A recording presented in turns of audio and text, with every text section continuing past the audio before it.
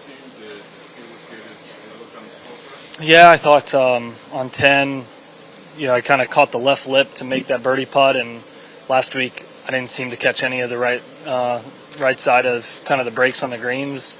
So it was really nice to put in a lot of work the last 3 days on the putting green, hours and hours with Cameron to try and really get comfortable stroking it, and it was nice to kind of feel like that hard work paid off by getting a break there on the first couple holes. I was able to kind of putt pretty confidently from there. So I've been striking the ball really well. Got a little off on the weekend last week, but this whole stretch, and really for the last 6 months, I've been striking the ball really nicely. It's just been about having the putter heat up and really, when I do make a mistake, being able to get up and down for par. And typically those are two things that, I'm just kind of waiting to heat up. And, there was some nice performance today. Jordan, kind of seems like at the top of your swing you've been rehearsing a move where it looks like you're almost trying to lay it off a little bit. What is that move and how does it help you swing? Just trying to shallow the club transitionally. I'm trying to get it steep enough to where I can shallow it on plane. It's not quite steep enough to where it shallows on plane. It's almost shallowing a little bit flat, which is fine. I can play from there. I always have been able to play from there. But really just that's kind of a freedom move for me because then I feel like I can clear out and hit the trap fade. And if I can hit kind of the trap fade, I feel like I can hit any other shot. So that's been a move from this time last year that I've been working to try and get back to where I used to set the club back, way back 2013, 14 time frame.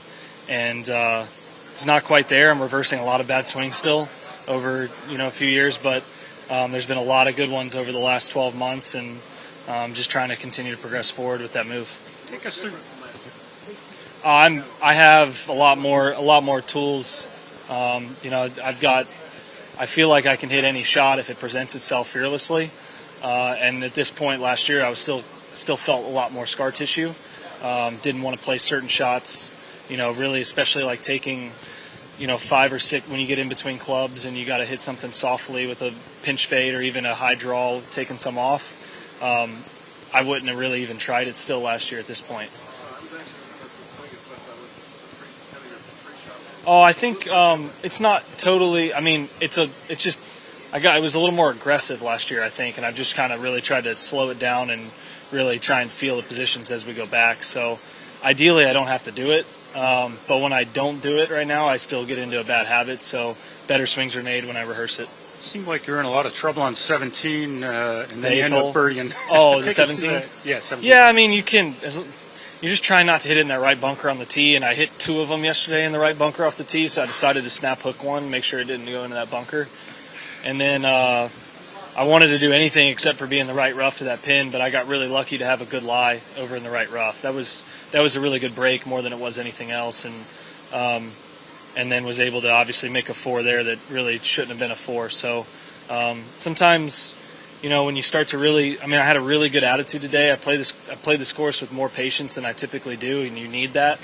And I thought that the way that I kind of thought about that early in the round after a bad 3-putt on 14, came back and made one on 15. It seems like the stuff that happened on 17, you kind of get rewarded when you kind of are in the right mindset. And it's weird how it works like that.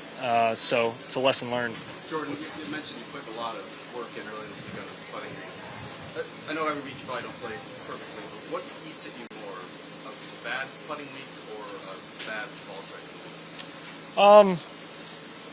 Probably a bad ball striking week. A bad putting week, I feel like I can put some work in and really feel like I could go get dialed.